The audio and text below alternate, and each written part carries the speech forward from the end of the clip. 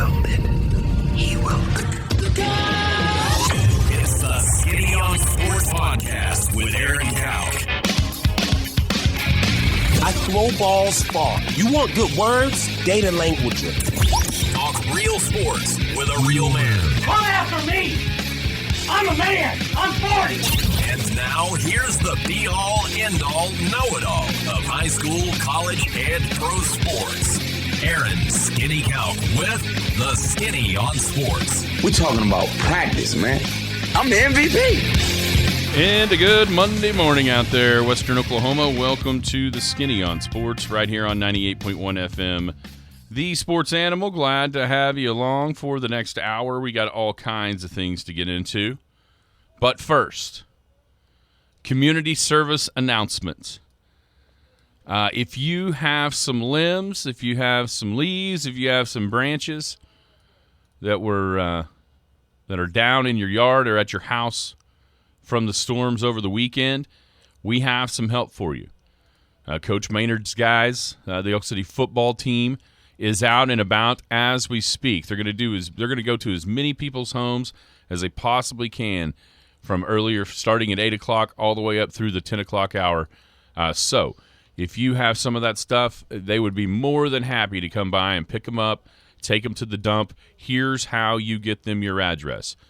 Send a text to Nicole Robertson, and that phone number is 405-537-9891. 405-537-9891. If you weren't able to write that down, I've shared it on our Skinny on Sports Facebook page, the KECO one, my personal one.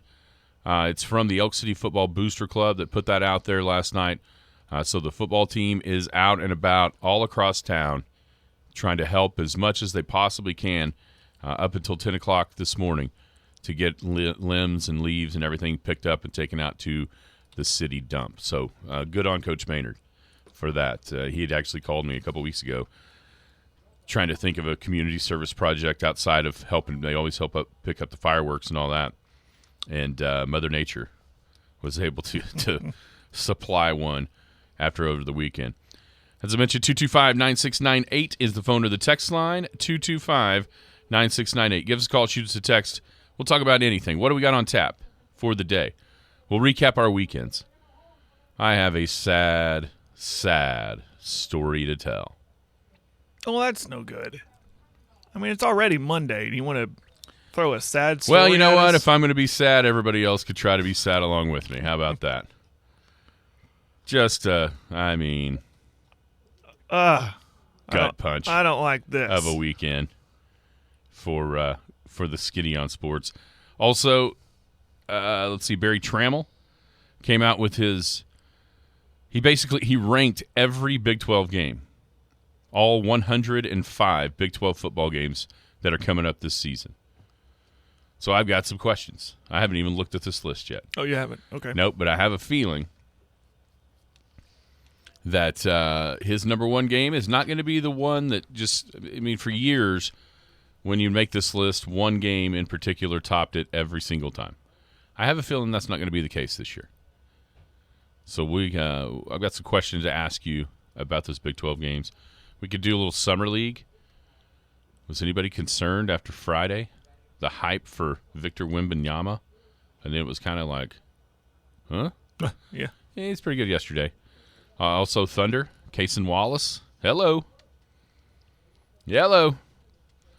Chet is every bit as advertised defensively. The shooting is a little concerning. Not really concerning. He just hasn't played in a year. Hopefully that'll just kind of iron itself out. But Summer League's been fun already. We can talk about that. Baseball, we're right here at the All-Star break. Jared's Rangers. It's a good thing. Kind of faltering. It's kind of holding. It might be. Let's get to the All-Star break already. It might be a good time for the All-Star break. Also, something happened over the weekend that's never happened in baseball, ever. Which is pretty crazy to think that. I mean, anytime you do something in baseball or something happens in baseball that's never happened, it's pretty. Must be a big deal. All right, 225-9698. Give us a call, shoot us a text. We'll talk about any of that. Jared. Hello. How was your weekend? Well, outside of the storms, pretty uneventful. Yeah, so I wasn't even here. I mean, You're up north. After work Friday, we went to Alva. You could see Friday storms. I mean, we're traveling basically dead north once we got to Clinton. And you could see the clouds rolling in from the panhandle of Texas. We were there in plenty of time. It didn't start raining until actually where I was. It didn't necessarily even rain on Friday. And then Saturday, of course, it rolled down from Kansas and went right through there. Yeah. But, pretty wicked. I mean, you look on Facebook, any social medias, not only here, but all across just Western. It seems like Weatherford. everywhere. Weatherford got hit. Weatherford Pretty seems good. to be kind of their spot. Everybody has spots. Yeah. But it seems like how about the golf course at Weatherford? The golf course in particular over there really got hammered on Saturday night. Yeah, it's so much. We can't even mention everywhere. I mean, just that line of thunderstorms. Yeah, I mean Saturday morning after Friday's storm, I took 3 truckloads of limbs between my house, my mother-in-law's, my neighbors. I helped her out, grabbed some limbs, took them over to the tree pile, to the dump, and I could have done more, but I ran out of time. I had to take the kids over to Clinton to a birthday party. But pretty crazy stuff. Yeah, and it happened again on Saturday night, just almost round 2. I mean, if we're gonna relay bad news, my homemade that my dad made, like a backstop that me and Katie been using to practice pitching, because I outlined a strike zone. Mm-hmm. It got blown over and it smashed. Ah. You'd think something like that would be pretty wind tolerant, right? But the wind got it and knocked it down. I thought it just came apart. No, it smashed the PVC pipe, so might be able to mend it, but that's the only real damage we had other than tree limbs down. How about your house? How was that area out there? It's still wet, but it didn't seem like. Oh yeah, I got a pond in my front lawn. Yeah, I mean it. Now there could have been a bunch of stuff got cleaned up yesterday before we got back, but there's nothing that I noticed that's just crazy. Yeah, that stuff missing or anything like that. So it looks like we're lucky. It feels like the further south that stuff came on, especially on Saturday, the worse it got, because even up there when it hit, it didn't feel like there was much hail. I mean, the wind was blowing a little bit, but nothing like what it seemed like it got when it got down here with baseball-sized hail going through the Oklahoma City area and all the wind damage that was out here. I mean, heck, it blew in the front doors of Walmart. Yeah, I was worried about, because my garage, my house faces the west, so my garage door faces the west. A little worried about that on Friday night with that straight line winds that was coming in. But no, we didn't have that. I was real worried too on Friday night. This weekend was Christmas in July out at Foss Lake, and I knew there was a lot of people camping on Friday night. I knew one small family that was in one of those little cabins out there that's in the Cottonwood campground area, and to see, of course they canceled everything Saturday, and didn't hear. I think I heard of an injury. I'm trying to confirm that, but nothing major as far as injuries and stuff like that. But it looked like Foss Lake took a hit. I mean, and I'm not. This is not confirmed, and I don't know what you call it, a microburst or a spin up or whatever. But from the pictures and from the people that were there that told me, they said, man, when we got out of there, trees were laid down one way, street signs were laid down another way. You saw some more trees laid down a different way. So that just screams at you a little bit of rotation or something. But fortunate that could have been real bad, was that many campers out there on that particular weekend. Oh, absolutely. And with the tree stuff that you see uprooting humongous trees, that's a direct result with all the rain we've been getting. Just look right here in our backyard here. But you're right. It's because the ground is so saturated. And I think I'm not, again, no expert, but with the limbs falling down as easy as they have, it's because they've been so weighed down with the water, and they too are wet, I guess. But there's some big limbs that I found in my lawn that were not from any of my trees. Right. You know what I mean? And I thought, whoa, that had to really been blowing. Holy Moses. Seen some pictures? Picture on the text line. Oh, I haven't even opened Construction drain pipes rolling through Weatherford early Saturday up the morning. text. Yeah, unreal. Or Sunday morning. Sunday morning? There's a picture of it. Just a gigantic drain pipe in somebody's front or in their driveway right next to the car. Yeah, it was a wild weekend of weather. There's no doubt about it. Yeah, so I'm Nescatunga. I talked to my buddy. He said he was a couple strokes, 3 strokes from the money. He missed out. They were right in front of us yesterday. We played with the leaders after the first day. So 13 under was leading, 11 under He was hoping to get paired with you. Yeah, we so there was 5 of us at 11 under, 2 shots back. We take off. We shoot 6 under on the front 9. We've already caught the leaders and passed them. Okay. By a shot. The first 2 holes, we birdie number. It's just 9-holer, so you go back to number 1. Right. It's a par 5. We birdie it. So we get to 7 under through 10. Number 2 is a par 3 that is our team, I think this is the 4th or 5th year I've played in this tournament. So that means you get 4 shots at it every week, every tournament. 2 rounds, two times a round. Yeah. I think in 20 tries we had birdied it once, or in 19 tries we had birdied it once. I chipped it in from short left of the green. Nice. Gets us to 8 under through 11. We're now 2 ahead of the overnight leaders that are in our own group. Feeling like we've got to be in the hunt with the way that the course played. I mean, it was in fantastic shape. Kudos to Horn, Grant, all those guys up there that worked on the golf course. It was great. There's no doubt about that. And then you get to number 3. We were like 110 out. We don't make a birdie there. We go to number 4. We're about 6 paces off the front of the green on a par 5 in 2.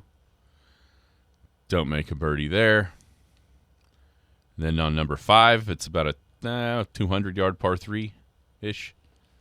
Hit it in the middle of the green. And 3-putt for a bogey. Ouch. And then the daubers got down. And the realization of another Nescatunga without a victory started to set in. And we think, and the gut punch gets to, so we end up shooting 8 under. And I just left. I knew we weren't going to win. Kara was there. We had to come get Wyatt and all that. So we knew we didn't even beat the team we were playing with at that point. They beat us by 1. So we just rolled out. I get a text a little bit down the road about Winoka. Hey, man, thanks for coming. It was a great time. By the way, the winning score was 21 under. And it just, I thought I was going to have to make Kara pull over and I was going to throw up. Thinking, oh, my gosh, we were 8 under through 11. All we had to do was play the last 7 holes in 2 under just to get into a playoff, which if we'd have played the last 7 holes in 2 under, we'd have been mightily disappointed with the way the day was going. Yeah. And we couldn't even do still, that. Yeah. Miss a Oh, darn. 3-putt away from at least in a playoff for 2nd. End up in 4th, which obviously sucks. No money for 4th. Nope. Just, about the time, because, we've never won Right. this tournament. And when I chipped that ball in on number 11 to get to 8 under, we went in thinking, okay, 12 would be a really good score. Just the way the pins were, the way the course was playing. If we can do better than that, then, someone beats you, you tip your cap, and you move on. And when that chip went in, everybody on our team, I promise you, if you put the truth serum in us on walking off that green, everyone thought, we're going to win. This is finally our time. And alas, the wheels fell off, the engine blew up, whatever analogy you want to make. But Ouch. sad times were had by all there on the last 7 holes Ouch. at Tunga. Once again, walk away thinking, dang. Well, I mean, especially this one. here's the deal. This one's gonna sting. Yeah, you got you got great weather. You didn't have 110-degree weather, right? It was. I'm just trying to make you happy here. It was by far not even. There's the weather this weekend up there isn't even in the galaxy so much better than it ever has been when I've been there. I think it was 2 years ago, if I remember right. It might have been 2020. I think it was 2021 when I looked at my phone on Saturday afternoon. And it said 114, and I just put my phone down and never looked again. Yeah. I didn't want to know. No, it was like 80 degrees. Even actually driving up number 4 the first time yesterday into the north wind, kind of right in there. And my buddy said, it's almost chilly. And I was like, I just thought the same thing. Like, there's a little chill in the air. Yeah, for that tournament to be like that, Never has it been like that. Yeah. So you're right. That's a positive. Golf course, like I said, was awesome. They did a great job. They had winter kill in areas in the fairways that just hadn't grown in. Yeah. From over, and that's happened everywhere except for here. I mean, literally, this might be the only place in Oklahoma that doesn't have that. But the greens were super. It was tough. Pins were hard. It was challenging, and one of the bigger choke jobs of my golfing career occurred. I mean, there's no other way to say it, Jared. It was just a flat-out choke. What do you do on Saturday night? Isn't there a dinner or something? There's like a buffet at the golf course. Our group and the group we played with the first day go to somebody's house and grill steaks and have awesome food. That was the highlight of the weekend, as it turned out. So one of the guys, his name is Nick. He makes these stuffed mushrooms. He stuffs them with like cream cheese and sausage, and oh my goodness, they are so good. I always look forward to those. I mean, it sounds good. You say cream cheese, but I'm not a mushroom fan. I'm not knocking it. Anyone that likes it.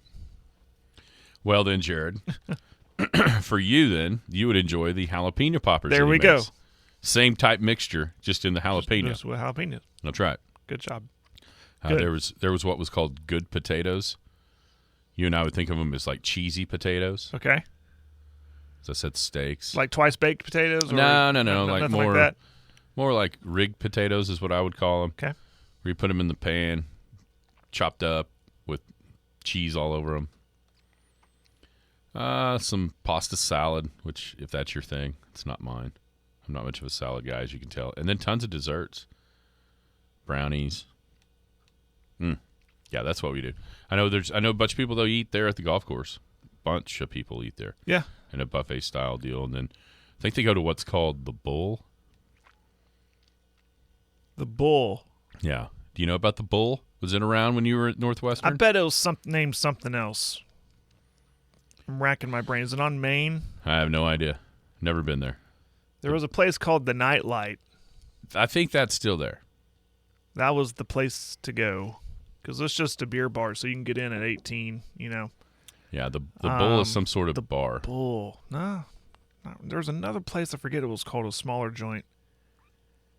I'd have to look it up, see if it was even a thing. I mean, it's been a while since I've been there. Yeah, it's good to see Trey. He was in the house. His team played good also. That doesn't surprise me. He's a good little golfer. Yeah, He's a really good golfer. They were right in front of us yesterday. He played collegiately right there at Northwestern. He's pretty good. I've seen him. I've golfed with him and another guy named Derek, another college buddy. All three of us kind of ran around together up there at Northwestern. I played in a foursome with those guys, and the other guy, me and the other guy, are just kind of whatever. We're here having fun. Those two guys, it'd start out that way, and then you could see they were playing against each other. Yeah. It was stroke. And once we start getting later in the round, stroke for stroke, they're really studying and go back and switch their clubs out, check their distance more than once, and me and the other guy just laying back like, this is fun. Just watch these guys go at it, because they're pretty good.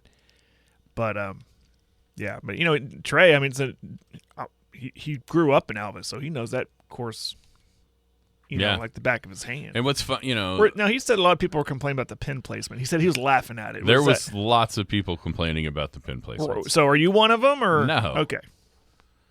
No. Here's the thing. I mean, for me, I think it plays the harder it plays, the more advantage it gives us. Is that fair? I understand what you're saying. Sure. I mean, there was some kind of weans out the weak, and I mean, trying to be nice about it, but I see what you're saying. There was some that I would have a problem with it, and you would not. Well, it's mental. Like, so when there's 4 of you, and there were some pins, especially there was a couple yesterday, but on Saturday there was 4 or 5, 6 maybe. I mean, almost every hole really. But if you hit it on the wrong side of the hole. And it's hard to do this in a 4-man scramble. I get it, because the first guy's thinking, well, I got 3 guys behind me. Then the second guy's, well, there's 2 more after me. Third guy's like, well, that last guy can, Yeah.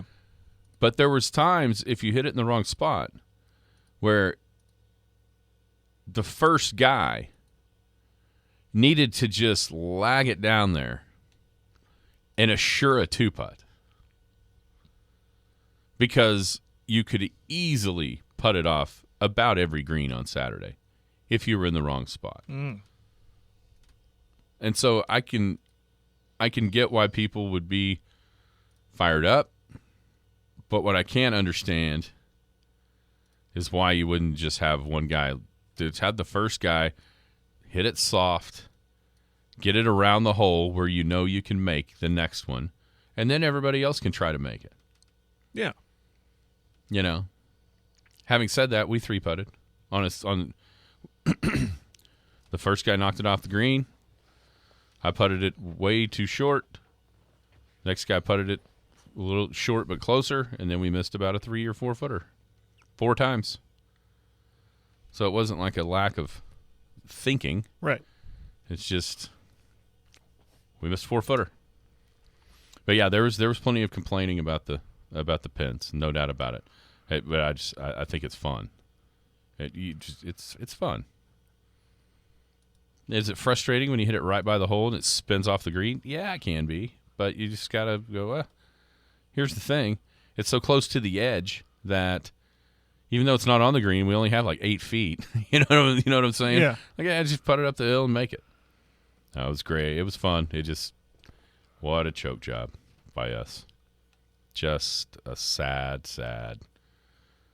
day. I looked up the bull. It looks awesome. That was not there when I was there.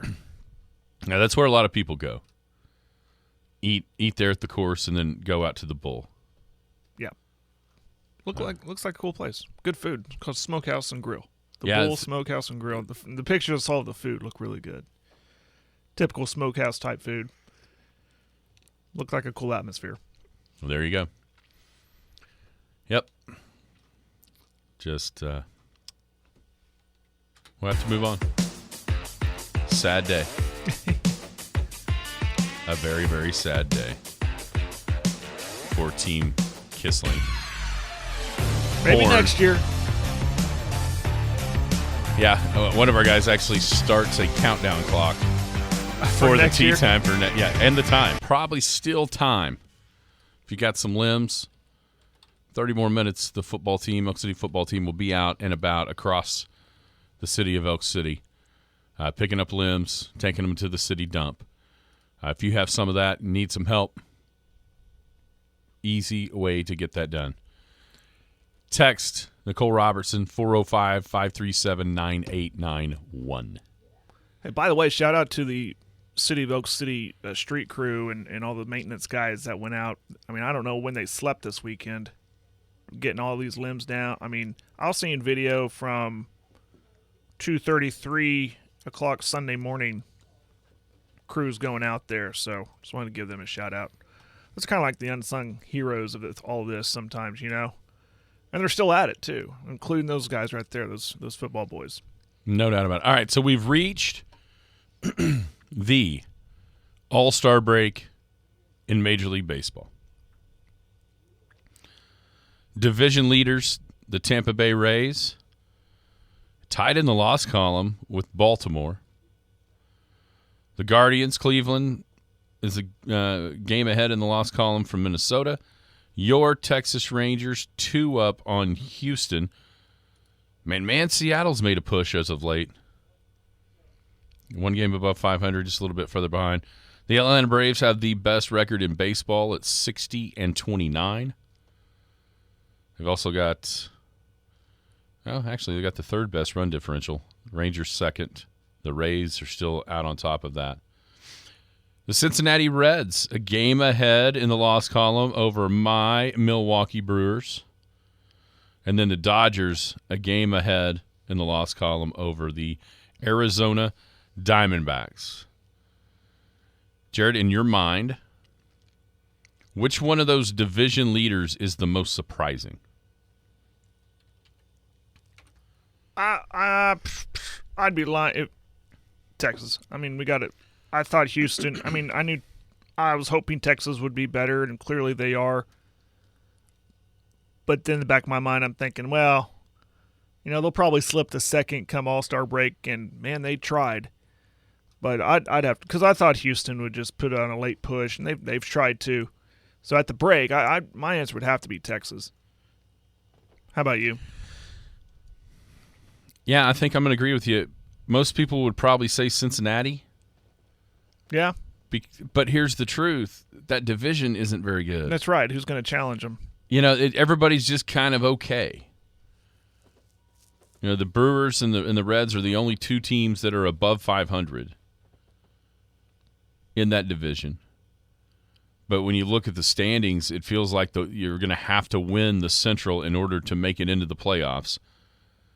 Because there's already 1, 2, 4 teams that aren't leading the division that are better than the Brewers in second. I mean, it's close, one game in the loss column, but it does seem like Texas, and because of Houston.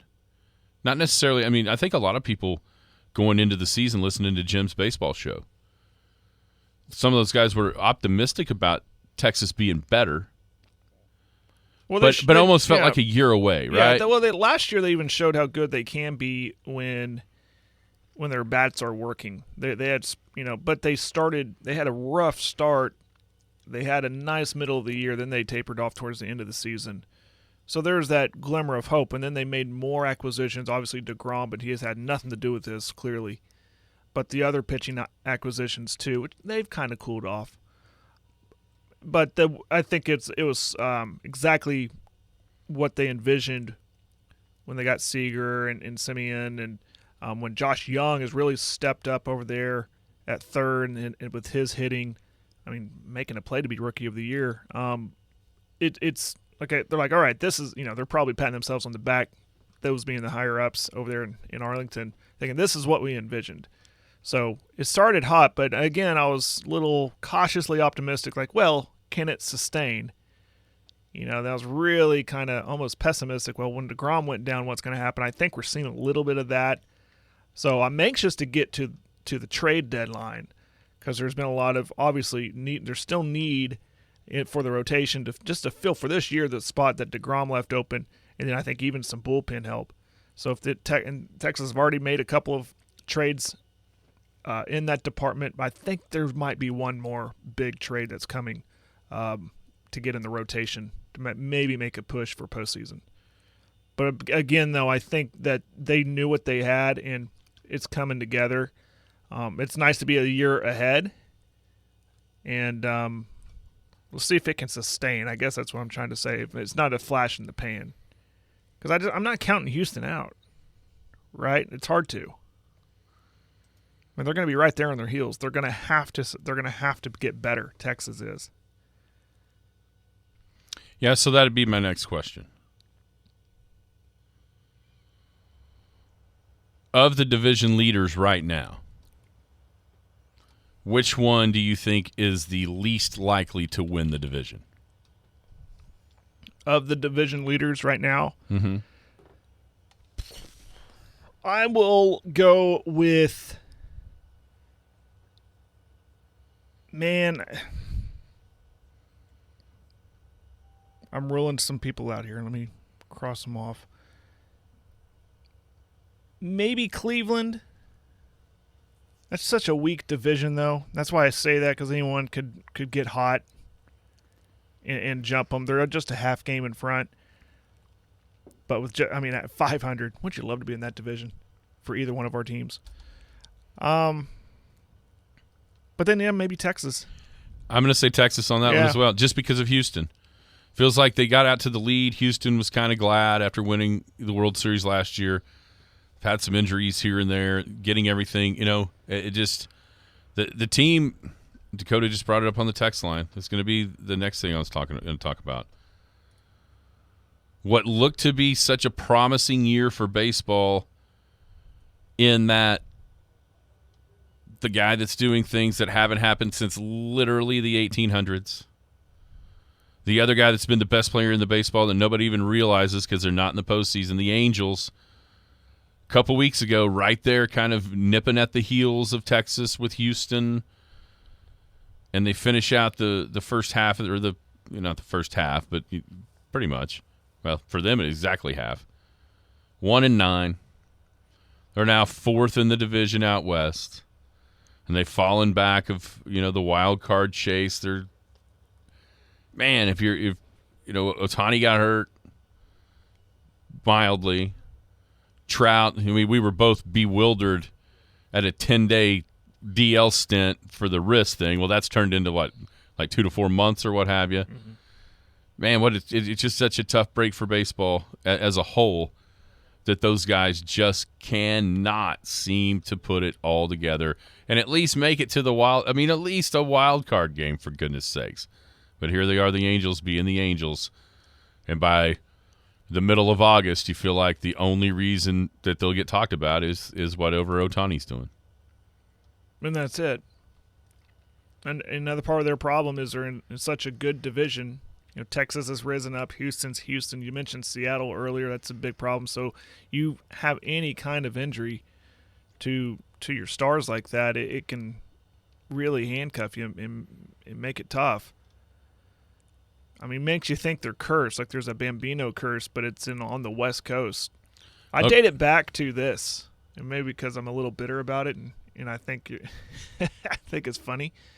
When they went and they signed Josh Hamilton, and he was absolutely a dud for them. And then, I date it back to then, and ever since that signing, they've been irrelevant, even with the star power. Okay, so you mentioned the curse, and you mentioned the Bambino. So maybe it's the Hamilton curse. Yeah. I don't know. If you're the Angels, do you trade Shohei Ohtani at the trade deadline? No chance. I take my chances on trying to re-sign him. He's that much of a talent. You have to take a chance to try to keep him. You have to.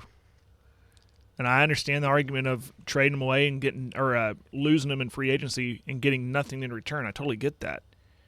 But you have got to take a chance to try. This is arguably, we're seeing a once-in-a-lifetime player. Could be, by the end of it's all said and done, the greatest baseball player ever. Which I never thought I'd utter those words. Why would you trade that away? You'd have to take a chance. You have to. I've thought about it. I've thought about both angles. You'd love to know what they know behind the scenes. Yeah. As far as their chances of actually re-signing him. And, when I first think about this question, I 100% agree with you. You can't he's so good that he's worth the gamble. Mm-hmm. But then think about what you could get. Oh, yeah. In return for Shohei Ohtani. I don't think you could ever get enough.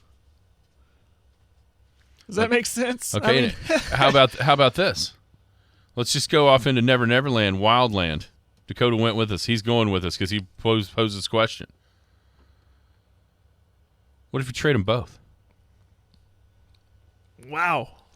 Trout and Ohtani? Yeah. You could practically get a full team back, I think, as far as personnel and picks. and probably open up your money, save you a lot of money in the process. That's called, I mean, you're not just blowing it up. I mean, you're putting it on a rocket and sending it to the moon, to the sun. That'd be wild, and that might cost you your job if you're the GM. If it doesn't work out. But, okay, so what does that mean, though? It hasn't worked out with them. It hasn't worked out with Mike Trout, who's been the best player in baseball for a decade. It hasn't worked with, you know what I'm saying? Yeah. I mean, you just mentioned the curse and you feel like you're cursed.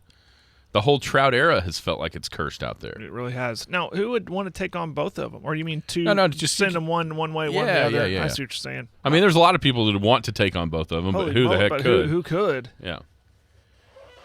Now, Trout's injury makes this a lot different task.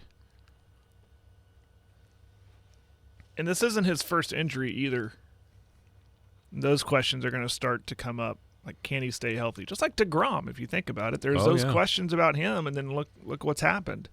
Yeah, quite honestly, those are the only questions about those two players. So what if somebody goes and gets Mike Trout thinking, okay, we got Mike Trout, and then he goes and stubs a toe or breaks a wrist or whatever?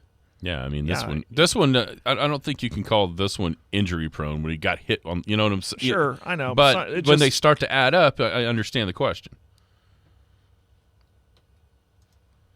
How wild would that be if all of a sudden Mike Trout and Ohtani were gone? Yeah, that'd be crazy.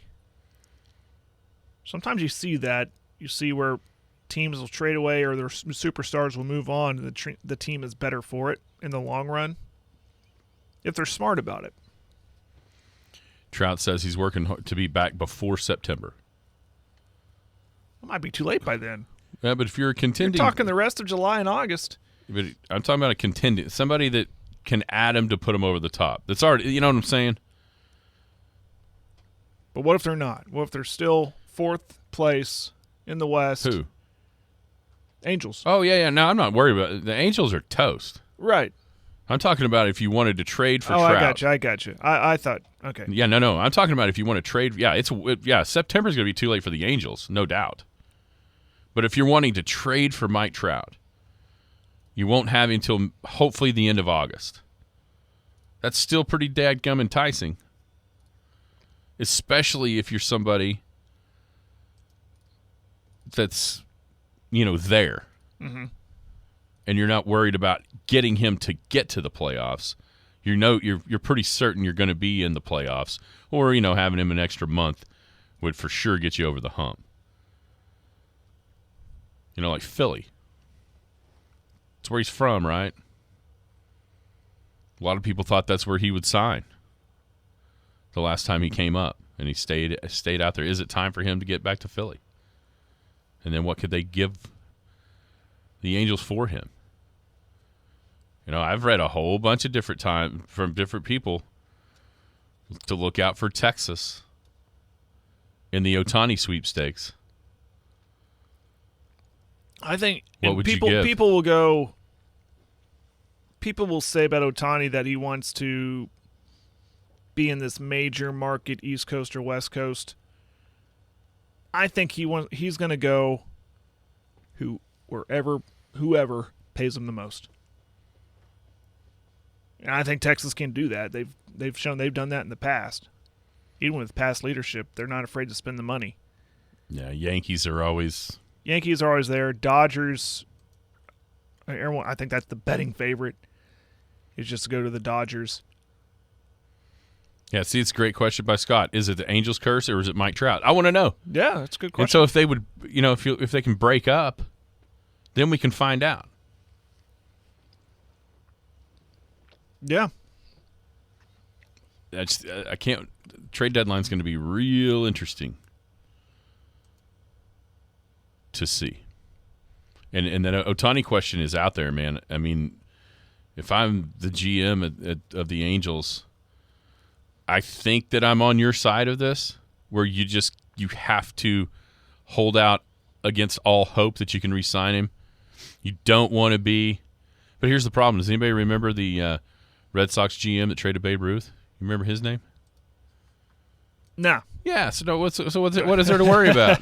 You just know the story behind it. Yeah. So what To fund a play or something. No, yeah. But the thing is back then it was just such a different era. You know what I mean? Baseball was just this thing that was kind of whatever. Still, as long as baseball's been around, it was still kind of in its infancy stages. So it wasn't as important in the minds of people. But now, I mean, it's such a big sport. Turns out you know this. I mean, you may not be able to recall it, but you've heard this name. Is it like Rockefeller? No, it's Harry Frazee. I don't know that. Okay. Yeah, the Rangers have some minor leaguers. Not sure I'm willing to unload the future for one guy. Even if he's the best player ever. Let's see. Yeah, I was kind of going against what I just said. But here's what I know. A bird in the hand's better than two in the bush when it comes to Major League Baseball. That's true. You can have all the prospects in the world, and if none of them are ever any good, you're going to be kicking yourself in the butt going, oh, my God, we wouldn't trade Kumar Rocker for Shohei Ohtani. Yeah. Don't ever do that. Give up the prospects and get back the superstar. Part of it is because they're divisional rivals. Like, I don't want to help your future out, but it is Ohtani, though. Yeah, who cares? Who cares? Yeah. The trade deadline will be a little intriguing this year. Baseball's fun. Baseball's fun this year. The Braves are mashing the ball like never before. A home run like 26 games straight. Yeah. It's going to be a fun time down the stretch. Fun and into the little playoffs. player in Cincinnati right now. Yeah. If you're not watching them. Ellie De La Cruz and what's his name down in Miami is hitting over 380 going into the break. Yeah. Good stuff. Omaha. I have to call an audible after what I just heard. Okay. Welcome back. Skinny on Sports, 98.1 FM, the sports animal. Hanging out here on a Monday. Before we get to what you just said. Okay.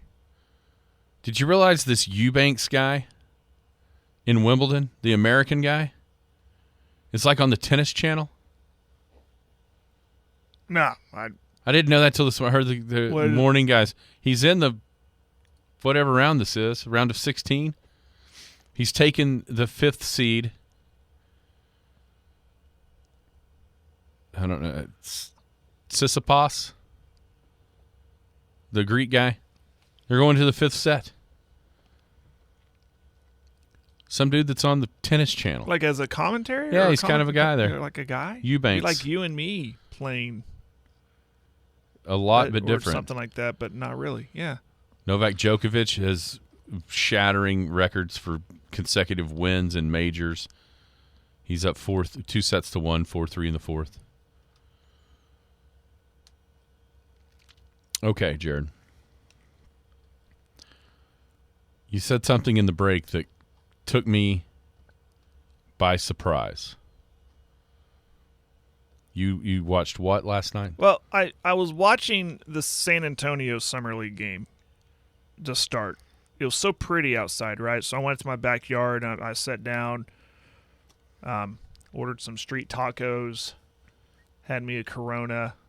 I was enjoying the weather, and I started with that game. Well, I went to halftime, so I'm channel surfing. What else is on? Well, we're at the All-Star break. I don't believe there was a Major League Baseball game on last night.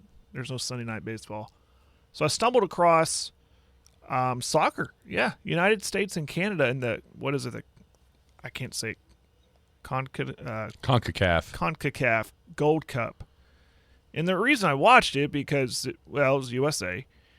It was late in the first half of their game. It was still 0-0, or 0-0.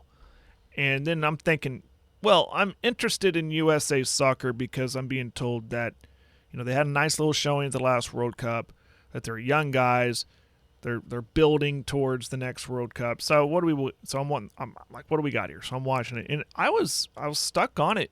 That thing was 0-0 going close to extra time in the second half. USA broke through. They were playing it in Cincinnati, and they had a guy who plays for Cincinnati's MLS team Forgot his name. What is his name? I have it right in front of me. Anyways, he breaks through and heads one in for a go-ahead goal, 1-0.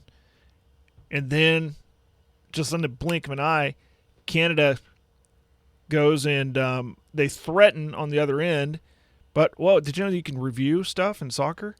So Canada, challenged. They said, oh, we had a handball here inside the box. Well, they go and look at it on the screen. Sure enough. So they put one in on a penalty kick. Made it 1-1. Went to extras. United States eventually wins in penalty kicks and PKs. It was a pretty good game. So USA and USA is dominant. The thing was, I didn't know any of this until watching the game because they throw up all these stats. USA has dominated Canada when they play on U.S. soil. Dominate them since the 50s. They've never lost to them. They've either beat them or tied them. And well, that streak continues. They beat them again. That put them into the semifinals. Yeah, semifinals Wednesday against Panama. That one will be in San Diego. Cool. And then the other semifinal is Mexico and Jamaica. That one's being played at SoFi Stadium, where the Rams play. And then the final will be somewhere. Oh, no. Finals at SoFi. Yeah, I figured that would Yeah. big enough stadium to hold that. Yeah, the final will be at SoFi Stadium. Yeah. Anywho. I mentioned something happened over the weekend in Major League Baseball that's never happened before. Do you know the answer to that question? Was it the Cincinnati players stealing second, third, and home? I don't know if that's true or not. In 3 pitches. I don't know. It's hard to imagine that that's ever happened. I cannot 100% say it hasn't. What I can 100% say has never happened before this weekend. Which would be? 3 of the first 4 picks in the Major League Baseball draft came from the same college baseball conference. That's never happened before. But it did this weekend with Paul Skeens and Dylan Cruz, both of LSU, going 1 and 2. And then your Texas Rangers drafted Wyatt Langford from Florida with the number 4 overall pick. First time ever 3 of the top 4 picks in the Major League Baseball draft were from the same college baseball conference. I've said it before. It's not just about football with that conference. And that's why it kind of excites me as a baseball fan and an OU fan. I'm going to save the Big 12 conference football games rankings from Trammell for tomorrow. We just don't have enough time to go through it. Yeah, also, I was able to sign in, so I'll study it. Here is another story that we can talk about. Kind of missed at the end of last week. Just the timing of it wasn't great for us to be able to really go into it. But a good story from Jenny Carlson over the weekend in the Oklahoman about Kelly Maxwell and kind of the story behind the story of the OSU legend in the circle for Kenny Gajewski's Cowgirls softball team and how it came about that she put herself into the transfer portal. Spoken from the viewpoint of Kenny Gajewski. He was on vacation. Jenny Carlson called him. He called her right back and said, we need to get this out there, get it straight, not just for our team, but so people will leave Kelly alone a little bit too.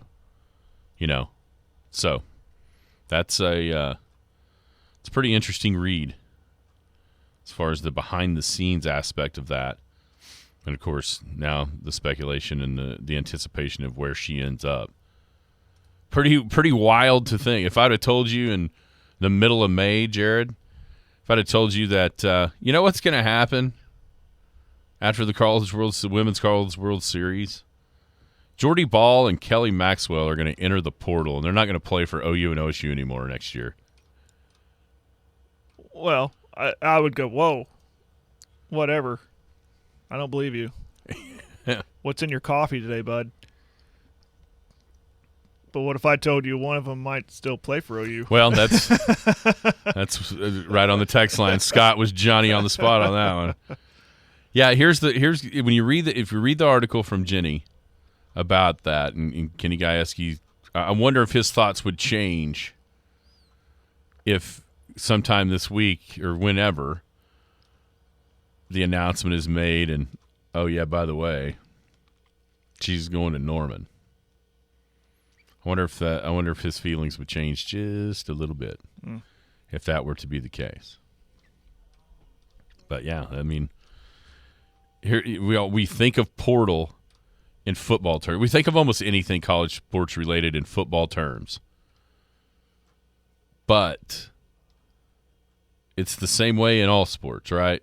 I mean, this is, if you didn't think that was true, just look at what has happened to two of the best 4 or 5 college softball teams this season and over the past few seasons, and how there is literally, you cannot take anything for granted when it comes to having this certain player and preparing to have that certain player a certain number of years. No, don't get attached to him. What I'm trying to teach myself, so yeah. But the question, and I'll leave it with this, is one. Jordy Ball could enter. She did. She could, knowing I can enter the portal and go wherever I want.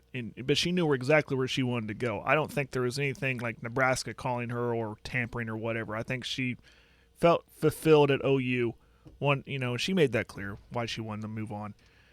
Kelly Maxwell, though, I do wonder, did someone put a bug in her ear? Enter the portal. We need you over here. We got in. I'm not accusing anybody or pointing fingers, but do you think she has a predetermined destination or she's testing the waters? I think the latter. That story doesn't. When you read the story, there was just circumstances that happened up there that affected this decision, like the pitching coach resigned. Yeah, that's a huge part of this, right? Coaching changes do affect this. Mm-hmm. And so I think that's a big part of it. But then you wonder if, when you say predetermined, what if that spot opening up in Norman was the determining factor? It's kind of how it feels, right? Like, oh, got a spot open here. Yeah, no, I'm not accusing anybody there, Scott, on the text line. No, I don't think it started out that way. Hey, look at that. It doesn't sound like cool. Elk City, you see that Facebook post from the Booster Club? Elk City Football boys, they're raffling off 2 Dallas Cowboys preseason tickets. Get with any football boy to buy tickets. 1 ticket for $10 or 6 for $50. All right, we'll put that on the Facebook page. Yeah, drawing will be on Facebook Live on July 27th. Tickets will be emailed to you. Cool. It's for a game on August 12th. You know what we're getting close to now that the calendar's turned to July? Man, if I won that would be 3 weekends in a row for me going to Dallas. I don't think I should enter. Maybe I should and just give the ticket to somebody else. What's that? It's about time for my yearly rejection letter. You know how you don't get one? You just don't enter. Sign up. for the Masters It's tickets. about time for my yearly rejection letter from Augusta National. You know what else we missed? Because it was on a Saturday. Oh, yeah. Bobby Bonilla Day. Yeah, I saw that. How about this one? Somebody texted me this over the weekend or at the end of the week. Hang on. Efforting. Oh, man. There it is. Yeah, Bobby Bonilla Day is pretty cool. But Mookie Betts Day starts in 2033 when he turns 40. So from 2033 to 2037 on July 1st, Mookie will knock down 8 million. 2 years after that, he'll knock down 10. And then the last 4 years, from 2040 to 2043, from the age of 47 to the age of 50, he'll knock down 11 a year. Wow. Bobby Bonilla Day pales in comparison to Mookie Betts Day. All right, that'll do it for Monday. We'll talk about the Big 12 Conference schedules, biggest games of the year tomorrow. All kinds of different things. Thunder play tonight? Oh, just had that up. I don't know. It looked pretty good, though. That Eubanks guy up 2-0 in the 5th set. Maybe there's a hope for us yet, Jared. You've been listening to the Skinny on Sports podcast with Aaron Cow.